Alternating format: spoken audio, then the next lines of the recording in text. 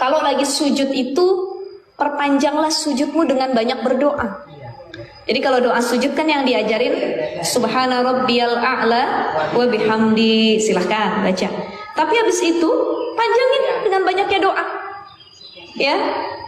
Jadi waktu paling mau sujud terakhir boleh, sujud pertama boleh, silahkan. Jadi kalau kata guru saya setiap sujud. Tapi ada yang bilang di sujud terakhir, ya mah enggak. Mau di sujud pertama boleh. Setiap sujud itu lebih bagus. Bahkan kalau kita lagi sholat di raudhah, saking desek-desekannya kita banyakin doanya di sujud. Karena kalau kita sudah salam ngangkat tangan itu sudah diusir sama askariyahnya ya. Haja ya lah, kelas katanya. Udah gitu. Makanya perbanyak doanya ketika lagi sujud. Jadi diajarin dulu sama guru saya, hasbunallah wa ni'mal wakil, ni'mal maula wa ni'man nasir, la haula wala quwata illa billahil aliyil azim. Itu 21 kali ketika dalam sujud dibaca. Ustazah saya mau lebih dari itu, silahkan, monggo. Mau ratusan kali juga nggak apa-apa. Ya, jadi baca doa sebanyak-banyaknya, minta kepada Allah di waktu sujud kita. Kenapa? Karena waktu sujud adalah waktu terdekat seorang hamba dengan Tuhannya. Ya Bu ya, kita sujud, kita benar-benar berserah diri kepada Allah, merendahkan diri kita di hadapan Allah. Kita lemah, hamba lemah kita nih. Jadi jangan pernah merasa kuat, kamu nih siapa? Tidak ada nilai apapun di sisi Allah. Chill. Tapi sudah merasa paling kuat, merasa paling hebat, merasa paling segala-galanya, kita lemah. Makhluk yang lemah, Bu. Dikasih sakit sama Allah lemah, dikasih musibah dikit lemah, ditarik kenikmatannya kita lemah, ngadu. Iza massahu syarru jazua. Ya, baru dikasih keburukan dikit udah, ya Allah, keluh kesah kita nih, hobinya manusia. Jadi lemah kita nih. Makanya ketika sujud itu adalah momentum kita merendahkan diri, kita mengakui kepada Allah, ya Allah, saya hamba yang lemah, saya hamba yang tidak punya apa-apa, saya hamba yang benar-benar menyerahkan diri saya kepadamu, ya Allah. Banyakin zikirnya.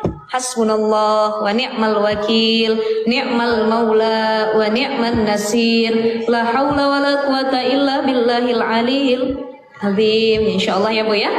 Ustazah, kalau doa yang lain saya baca boleh nggak? Boleh. Bahkan iya, dalam hati ya, dalam hati saja Ibu silahkan. Ada orang, sudah Muhammad sampai semuanya ya. Kalau bahasa Indonesia bagaimana? Nah, kalau bisa dalam hati saja, silahkan. Kalau nggak hafal bahasa Arabnya, bahasa Indonesia juga boleh, tapi dalam hati saja. Itu ya.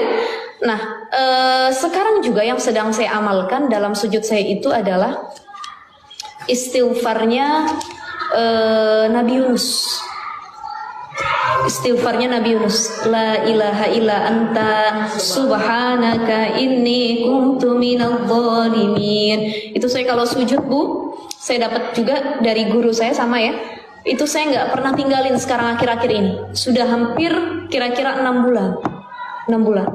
Saya minta, ya Allah, saya banyak dosa. Bisa jadi doa saya belum dikabul, hajat saya belum dikabul sampai saat ini gara-gara dosa yang menghalangi. Makanya kita berserah diri kepada Allah, minta ampun tuh ketika lagi sujud. La ilaha illa anta subhanaka inni kuntu minadh dhalimin. Berapa kali Ustazah? Terserah, sebanyak-banyaknya boleh. Pokoknya minta pengampunan sama Allah ketika sujud. Ya Bu ya. Insya Allah hajat apapun mudah-mudahan dimudahkan oleh Allah Subhanahu wa taala. Yang paling penting kita tuh dapat rahmat Allah, ridha Allah. Ibu ibadah nih, ibadah, puasa jalan, zakat jalan, sholatnya jalan, sunnahnya nggak ketinggalan, qobliyah, ba'diyahnya, sunnah duha, tahajud dan lain sebagainya, sedekahnya juga, haji tiap tahun, umroh tiap bulan. Tapi ternyata ibadahnya nggak didasari lillahi ta'ala. Zong itu nol, nggak ada artinya sama sekali. Makanya yang paling kita minta, ya Allah, dari ibadah saya adalah ridhamu. Allahumma inna nas'aluka ridhaka wal jannah wa na'udzubika min sakhatika wan nar. Karena yang nolong kita kelak nanti di padang mahsyar, di alam kubur, kemudian di hari kebangkitan itu ya, hari Shirathul Mustaqim itu tempatnya kita nyebrangin Shirathul Mustaqim. Itu yang nolongin kita satu, rahmat Allah salah satunya. Ya, rahmat